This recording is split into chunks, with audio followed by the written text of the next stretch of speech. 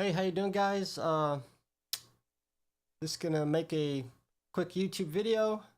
I'm sorry I haven't been posting in a while. I've been sick, probably the last 5 days. It'll probably take another week before I get any better. So hopefully this will pass as quickly as possible. I feel well enough just to post this, let you guys know, and we're also gonna talk a little bit. I decided since I haven't done any of comments from my YouTube channel to catch up, some of which is very interesting. And so we're going to go over some of that now. And now this is one response to my Qualcomm centric processor video. And I kind of mentioned in there that since it's ARM based, that it runs much cooler. And Decky S says, what is the cooling requirement for the processor? Offhand, I don't know, but that would definitely make an interesting addition to a future question and answer. So I'm going to try to get back to you on that. Next, we have a response to my Midicon 35mm Creator Series lens. And this comes from One Lens. Nice. I was looking for a good review. Thanks for your video. Yeah, that was one thing I was looking for, a new type of lens. And I didn't see much on reviews for that typical lens. One was a paid review. You actually had to pay to see. And some of the other ones was just simply unboxings, which I admit I did one as well. But I wanted to do a full review on that too.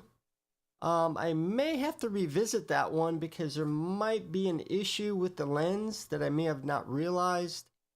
I've noticed often when I'm moving focus on the camera or on the lens for the camera, that it would cause the video to wobble a little bit as I'm focusing, and I attributed that to maybe the tripod moving as I'm doing so. But really, that tripod is very beefy for that type of camera, which is a Canon C100. And I shouldn't be getting that much movement out of it. So I may have to look into see if that's an actual problem and then report on that a little bit later. But thanks for that. We got One Lens. Now this comes in response to my DaVinci Resolve versus Final Cut Pro speed test. And Barris Octim said, hello, I would like to make same test on my DaVinci Resolve if they are available. Can you get work file from you? Thank you so much. But really, before we even go into it that far, I was considering actually redoing that, because I've been noticing DaVinci Resolve seems to be just as fast, if not faster, than Final Cut Pro 10 in most things. And which did, of course, it could just be me. You know, it just seems faster or just as fast. So, of course, since then I have updated it twice, which is the version 14.1, and then they came out with a 14.1.1. So, plus I also noticed that it seems that they added separate selections for Metal, CUDA, and OpenCL. So I could actually, went in there, I tuned it to Metal since my computer supports it. And also I changed the configuration to manual. So I could choose both video cards rather than one, which may have made it faster. But then again, looking more into DaVinci Resolve and Final Cut Pro 10, there really are still kind of much different in some ways. For instance, I know DaVinci Resolve doesn't have, from what I understand, doesn't have background rendering turned on by default.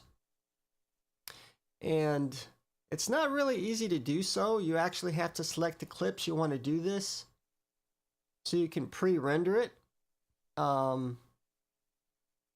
Where in Final Cut Pro 10, you simply can turn on and off background rendering really quickly.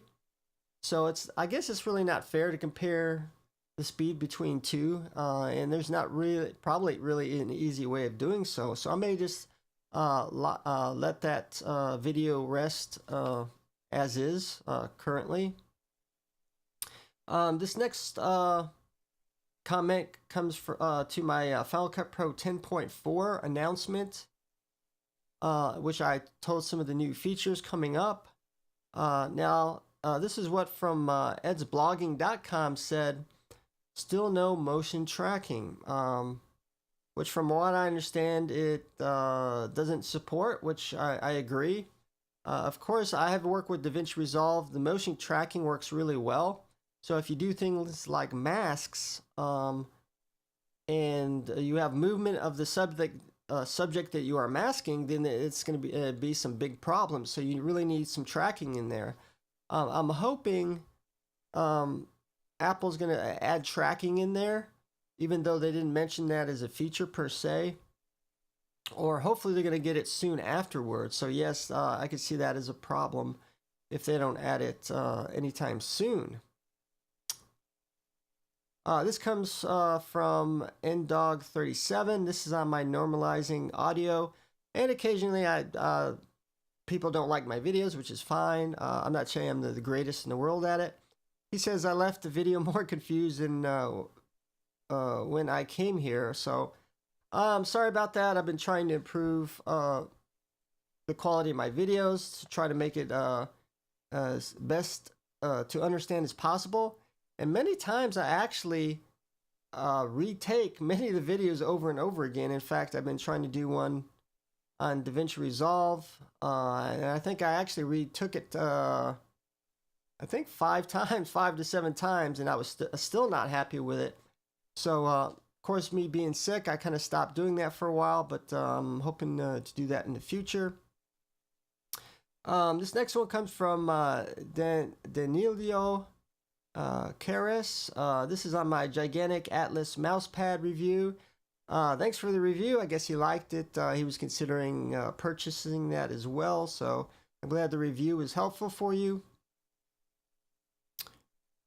Now this comes from my MP4 files from Compressor 4 video, and John Hathcock says, if I can ask, what apps are you running up in the menu bar? They look helpful. And I'm guessing you're talking about the iStat menu, which is the main one that I use on the menu bar, because often I do a lot of performance testing using iStat menus, because it tells you things like CPU load, GPU load, processor, memory usage, and all that. So often I show that in the video as well. Very great program if you're running on a Mac for performance testing, and it's fairly inexpensive. I normally buy, with any update, I usually buy the 5 Mac license, which is around $15, so you could use it up to 5 Macs. It's much cheaper if you just use it on 1 Mac, I think. I can't offhand remember exactly what. This comes from Dev Anand, and actually there was somebody else as well. Offhand, I can't remember who it was. It was actually 2 people. They were very happy. This was with my Simulate slider in Final Cut Pro 10 video.